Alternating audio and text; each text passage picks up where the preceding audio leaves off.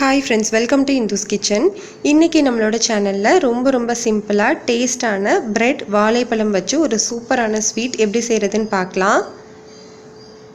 இந்த ஸ்வீட் செய்யறதுக்கு ஒரு கடாயில 1 டேபிள்ஸ்பூன் அளவு நெய் சூடுபடுத்திக்கோங்க.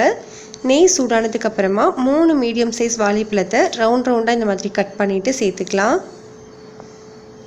உங்களுக்கு எந்த வகை வாழைப்பழம் பிடிக்குமோ அதையே நீங்க எடுத்துக்கலாம். ஸ்டவ்வை மீடியம் ஹீட்டில் வச்சுட்டு ஒரு 3 நிமிஷத்துக்கு இந்த வாழைப்பழத்தை நல்லா வதக்கி விட்டுக்கோங்க.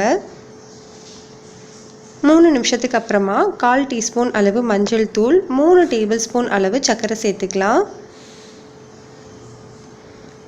நீங்கள் சர்க்கரைக்கு பதிலாக 3 டேபிள் ஸ்பூன் அளவு நாட்டு சர்க்கரையோ பொடிச்ச வெல்லமோ கூட சேர்த்துக்கலாம். அதுவுமே ரொம்பவே டேஸ்ட்டாக தான் இருக்கும்.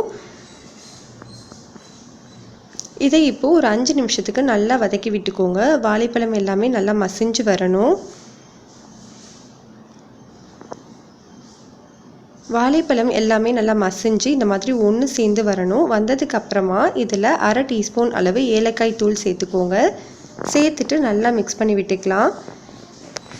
மிக்ஸ் ஆனதுக்கு அப்புறமா ஸ்டவ் ஆஃப் பண்ணிக்கோங்க.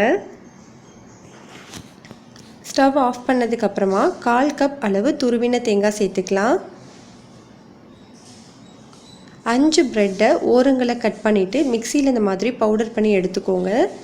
ஓரங்களை கட் பண்ணும்போது தான் நம்மளுக்கு கலரும் நல்லாயிருக்கும், அதோட இந்த டேஸ்ட்டும் வந்து சூப்பராக இருக்கும்.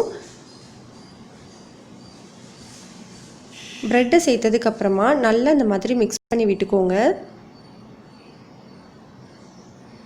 மிக்ஸ் பண்ணிவிட்டு ஒரு 5 நிமிஷம் அப்படியே விட்டுருங்க. கை பொறுக்கிற சூடு வந்ததுக்கப்புறமா இதை நம்ம சப்பாத்தி மாவு பதத்துக்கு பிசைஞ்சு எடுத்துக்கலாம். பாருங்கள், நான் சப்பாத்தி மாவு மாதிரி பிசைஞ்சு எடுத்துட்டேன்.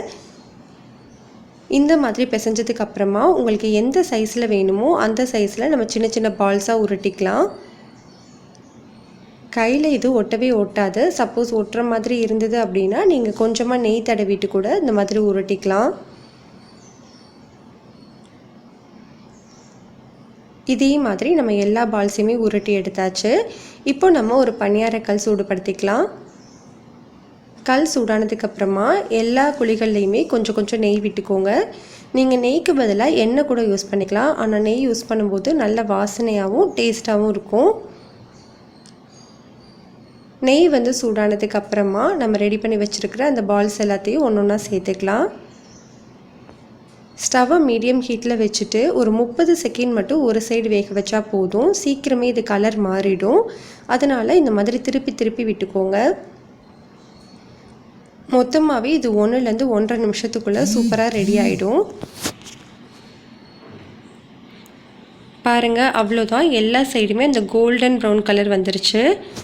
அவ்வளோதான், நம்மளுக்கு ரொம்ப சிம்பிளாக டேஸ்டான பிரெட் வாழைப்பழம் ஸ்வீட் ரெடி ஆகிடுச்சு. கண்டிப்பாக இதை நீங்கள் ட்ரை பண்ணி பாருங்கள். இந்த ரெசிபி உங்களுக்கு பிடிச்சிருந்தால் லைக் பண்ணுங்கள், ஷேர் பண்ணுங்கள், கமெண்ட் பண்ணுங்கள், சப்ஸ்கிரைப் பண்ணிக்கோங்க.